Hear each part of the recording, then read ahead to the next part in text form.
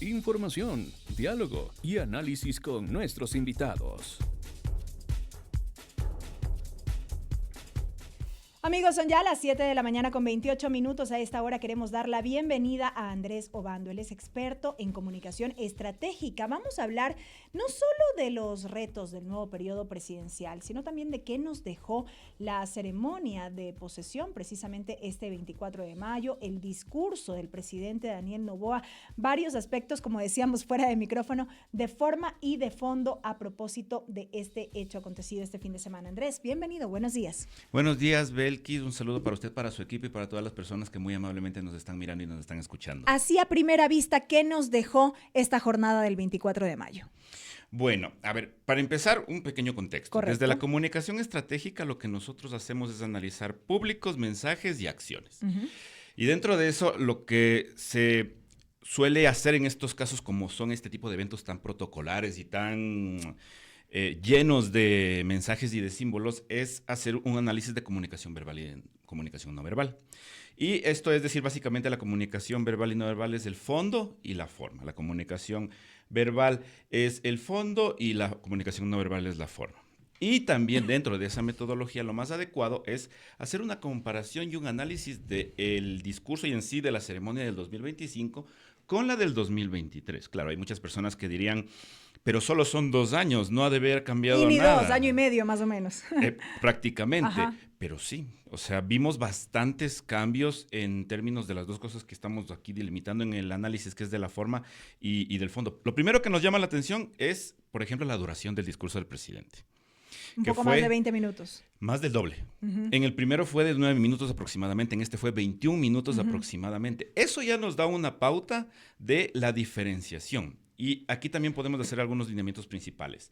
En términos de fondo, vamos a ir hablando aleatoriamente entre fondo y forma. En términos de fondo, por ejemplo, el presidente Daniel Noboa en el 2023 no solo habló de jóvenes y hacia los jóvenes, sino él se presentó como un joven político. Por eso conectaba muchísimo en ese entonces de hace 2 años con los públicos jóvenes. Esta vez él solo mencionó a los jóvenes, ya no se autorreconoció como político joven.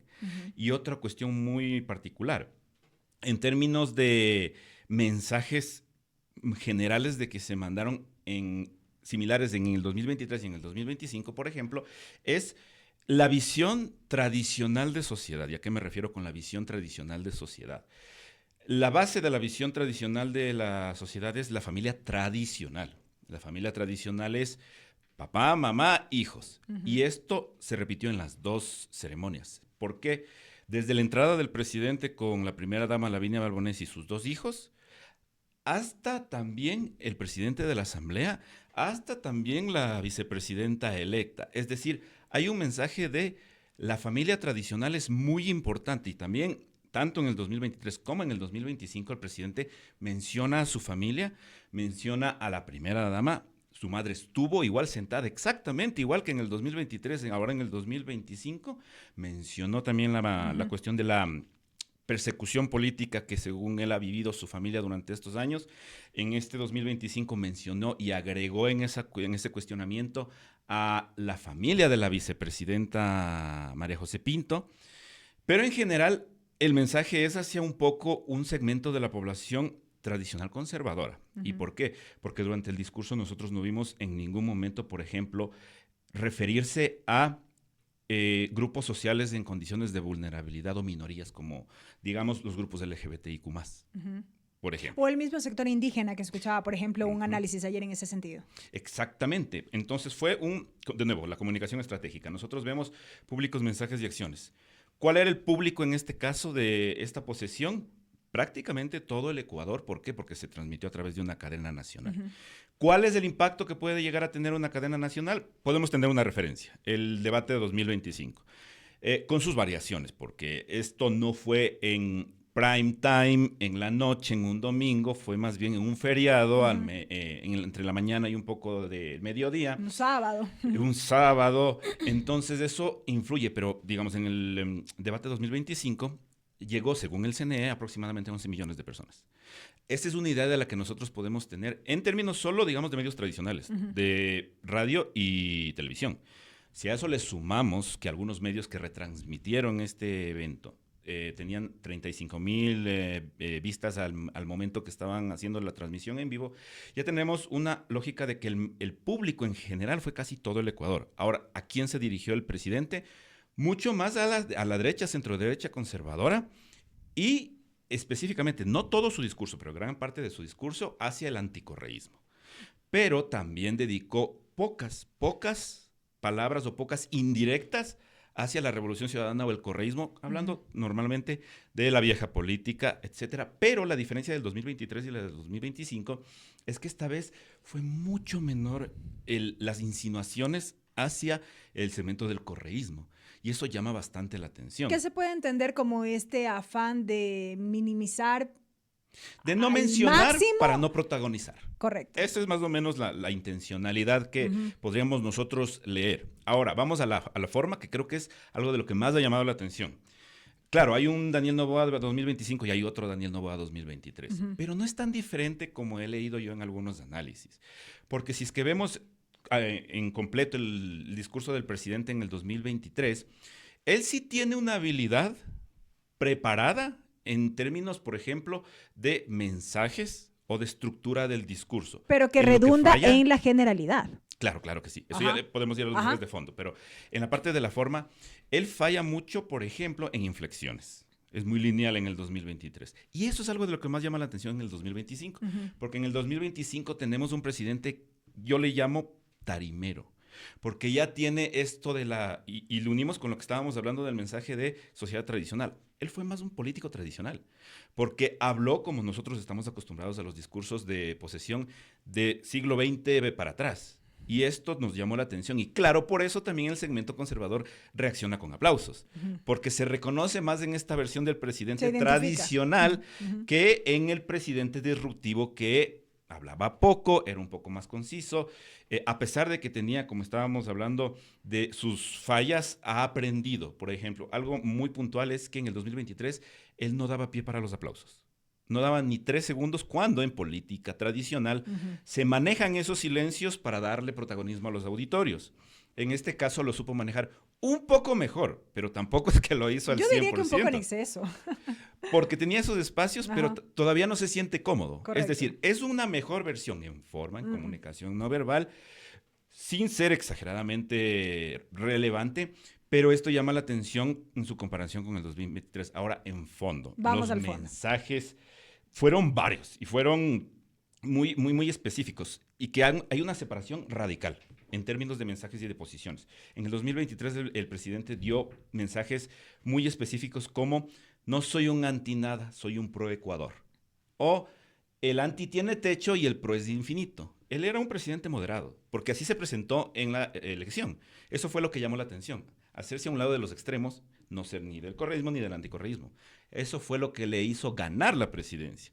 Pero esta vez... ¿Qué pasó en el camino? Perdón, un pequeño paréntesis a propósito de eso. Hubo un giro que normalmente también le pasó al expresidente Guillermo Lasso, porque si ustedes recordarán, cuando el expresidente Guillermo Lasso llegó al inicio de sus primeros meses, él inclusive reconocía decisiones de la Corte Constitucional que en su visión católica o de religión no estaba de acuerdo, pero la respetaba, se presentaba como un hombre de Estado.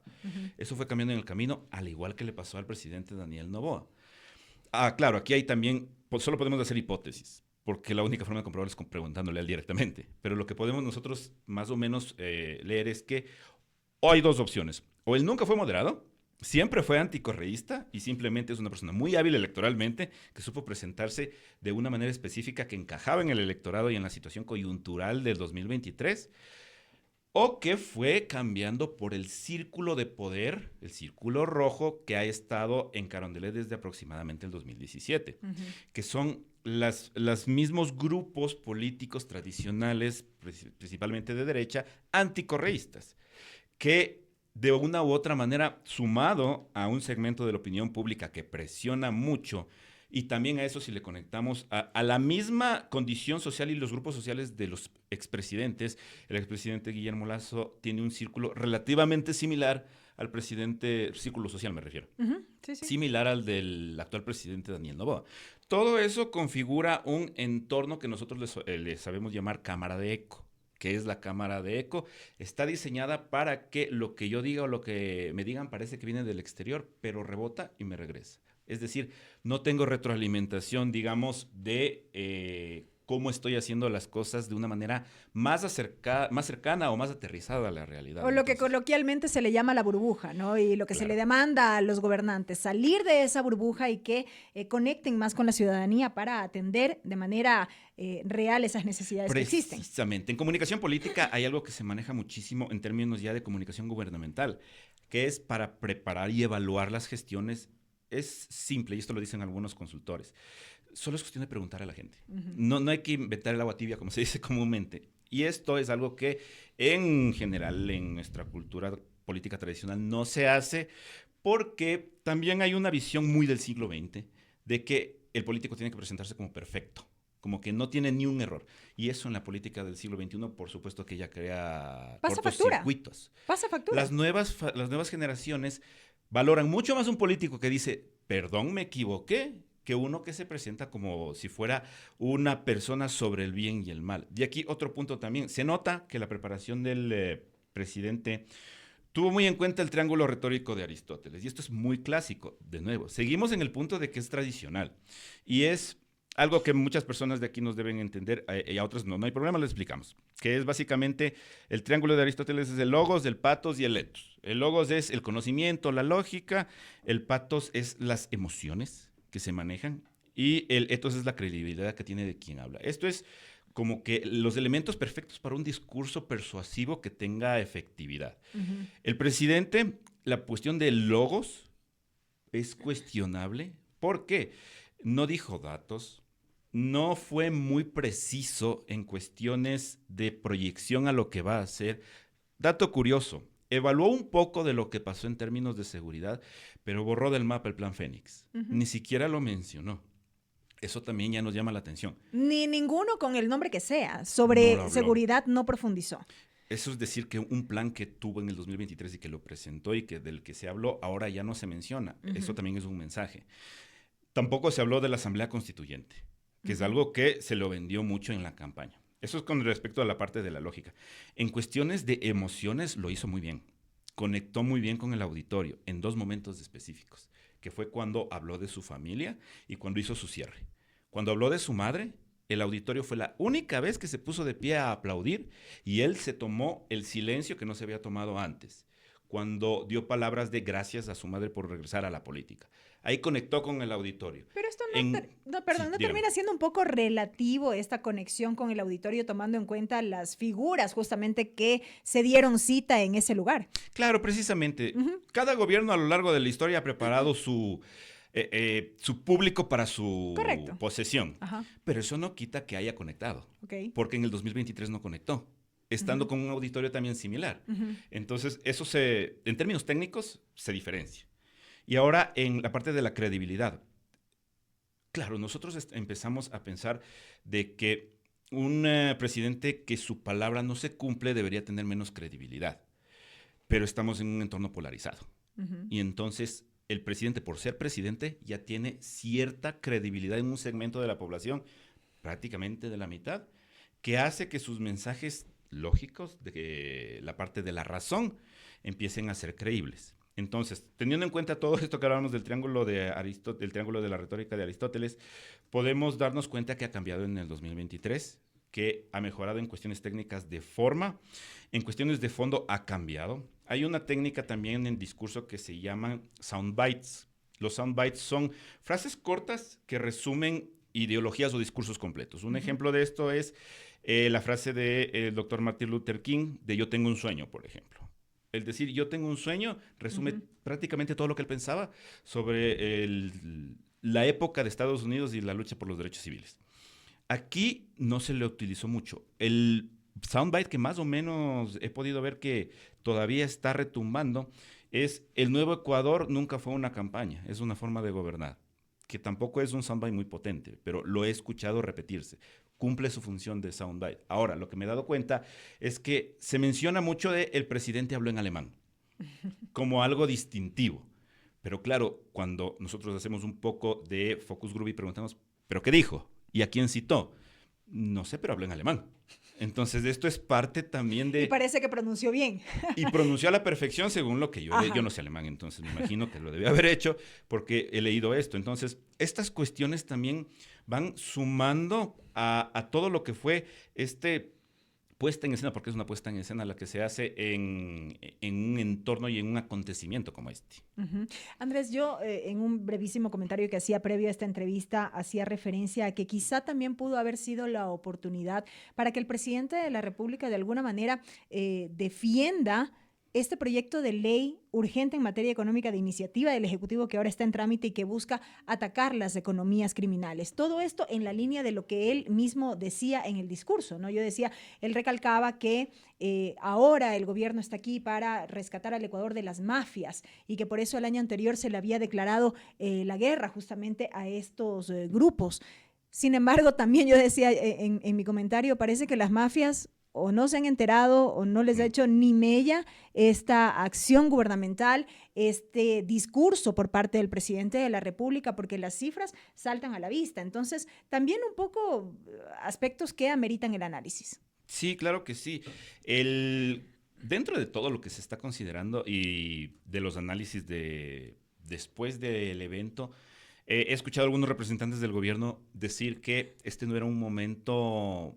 era un momento emotivo y era un momento de un discurso político más que un discurso aterrizado. Esa es su visión. Ahora nosotros, claro, nos queda debiendo para, por ejemplo, un público muy específico que estaba buscando una línea de hacia dónde certeza va a ir el presidente. Ajá. Según, por ejemplo, algunos miembros del gobierno sí dio esa línea. Yo no la vi, pero es cuestión de percepciones. Y lo que podemos decir es, de acuerdo a lo de la cuestión de inseguridad, su eje principal es tener una muy buena relación con las Fuerzas Armadas, porque él los mencionó durante el discurso en los vocativos, cosa que no hizo en el 2023, fue muy específico en mencionar al jefe del Comando Conjunto de las Fuerzas Armadas, fue muy cuidadoso en cómo tener su bastón de mando durante casi todo el evento. Sobre todo eso hay un trasfondo, ¿ah? Exactamente. Ajá. Hay mensajes que se dan que va de la línea de lo que estábamos hablando de un presidente tradicional. Porque algo que también, esto ya es como paréntesis, ¿no? Que se ha estado cuestionando en redes sociales es sobre el mural del maestro Osvaldo Guayasamín, que habla en una parte específica, por ejemplo, cuestionando el papel de las Fuerzas Armadas y de los militares a lo largo de la historia aquí en el Ecuador. Eso lo vemos nosotros como, y obviamente el mensaje, el mural tiene un mensaje ideológicamente de izquierda, claro que sí. Pero el presidente se demostró tradicional en lo que estamos hablando porque él, en cambio, trató de alabar a las Fuerzas Armadas para tener una muy buena relación. Congraciarse, porque quizá. Según él, exactamente, su lógica es, mientras les tenga a las Fuerzas Armadas de mi lado, tengo la estabilidad en el poder y me puedo mantener aquí para seguir avanzando. Y a los grupos de delincuencia organizada, también es un mensaje de un Estado, el Estado está unido. Ahora, que eso se refleje ya en cuestiones de éxito de la lucha contra la delincuencia, está por verse porque no lo hemos visto en ninguno de los gobiernos pasados. Ahora, un tema muy importante que creo que vale la pena también mencionar es, saliéndonos un poco del presidente, porque también hubo otras personas y otros personajes que estuvieron como protagonistas, por ejemplo, la primera dama. Y aquí a mí me pareció algo muy curioso en el discurso específico del presidente de la Asamblea, que él fue muy puntual en felicitar y darle muy buena energía, muy buenos comentarios a la vicepresidenta en su misión social. Igual el presidente le dedicó muchos mensajes, y ese es otro de los mensajes que buscaban posicionar, de que no hay pelea esta vez. Esta vez sí es una vicepresidenta, dijo el presidente, patriota. Obviamente refiriéndose a su ex vicepresidenta Verónica Abad. Y dentro de esa línea se ensalzó, o se habló muy bien de la visión o del trabajo social de la vicepresidenta. Y aquí entra en un potencial conflicto, que es las funciones o la misión de la primera dama. La primera dama también está muy posicionada en temas sociales. Claro, en términos de misión ANA, que es su proyecto, ella se enfoca en mujeres y niños de víctimas de violencia. La vicepresidenta, según las funciones, va a enfocarse, por ejemplo, en salud mental, educación intercultural, desnutrición crónica infantil. Aquí hay dos opciones. O las dos se van a complementar, en todo el trabajo social del gobierno y se potencializa, o hay un conflicto de poderes a la interna de Carondelet. Porque aquí la pregunta que nace es, ¿quién manda a quién? ¿La vicepresidenta va a articular con la primera dama? ¿O la primera dama le va a decir cuál es la línea social a la vicepresidenta? ¿Quién lleva realmente la batuta? Y lo que nos hemos dado cuenta es que estas fricciones pueden crear potenciales conflictos políticos internos. Andrés, para finalizar de manera general y tras este análisis en forma y fondo, ¿qué esperar de este nuevo periodo de gobierno como país? Bueno, a ver, como país, lo que nosotros esperamos y el mensaje que también debía haberse enfocado muchísimo más es, de acuerdo a los problemas que tiene la población como en su top 5, ¿cuáles van a ser los lineamientos? En campaña se habló muchísimo, por ejemplo, de devolver a las bases extranjeras militares de acá al Ecuador, trabajar con grupos privados de milicias, tener una lógica para modificar la Constitución y poder no tener conflicto con la Corte Constitucional en el conflicto, la guerra armada, la guerra interna. Todo eso no se habló. Entonces, en general, es un mensaje de duda y de incertidumbre, porque esperábamos, como usted comentaba, que le estuve escuchando antes de entrar acá a la entrevista, todavía no hay certezas ni siquiera en el gabinete, porque hemos visto unas pocas ratificaciones en el cargo. Otras todavía no. Entonces, los mismos ministros no saben qué va a pasar con ellos mismos. La incertidumbre está ahorita manejándose en términos de planes para el futuro, pero también internamente de quién va a ser el gabinete. Y ahora, algo que nos llama la atención, en términos económicos parece que fue claro el presidente que va a abrirse para tener buenas relaciones con los organismos multilaterales. En cuestión de seguridad es apoyar a las Fuerzas Armadas. Y en términos políticos, a pesar de que no lo dijo, es probablemente seguir con su línea anticorreísta. Porque tiene el poder sobre la Asamblea, tiene el Ejecutivo ya armado, moviéndose. Entonces, esto quiere decir que en política siempre se busca un oponente. Aquí, lastimosamente, se buscan enemigos. Pero la lógica es que se busquen oponentes naturales. El gobierno va a buscar ese oponente natural. Lo cual inevitablemente va a exacerbar la polarización como sociedad. Precisamente. Y si es que no está en la Revolución Ciudadana o los cuadros del correísmo porque por cuestiones orgánicas no van a ser un contrapeso, va a ser la Corte Constitucional. Porque todas, digamos, las leyes que mande el presidente y apruebe su mayoría y tenga algunas cuestiones de probables inconstitucionalidades van a serán demandadas en la Corte. Entonces, vemos o podemos proyectar también que su oponente podría empezar a ser la Corte Constitucional, como lo fue en su época cuando se disolvió el Parlamento del presidente o del expresidente Guillermo Lasso. Se están repitiendo muchas cosas.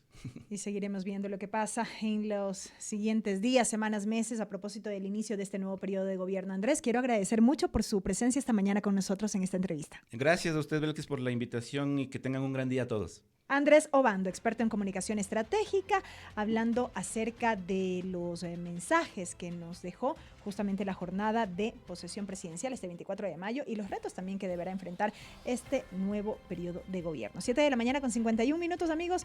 Vamos a una breve pausa. Enseguida continuamos con más información. Esto es la primera emisión de MQ Noticias.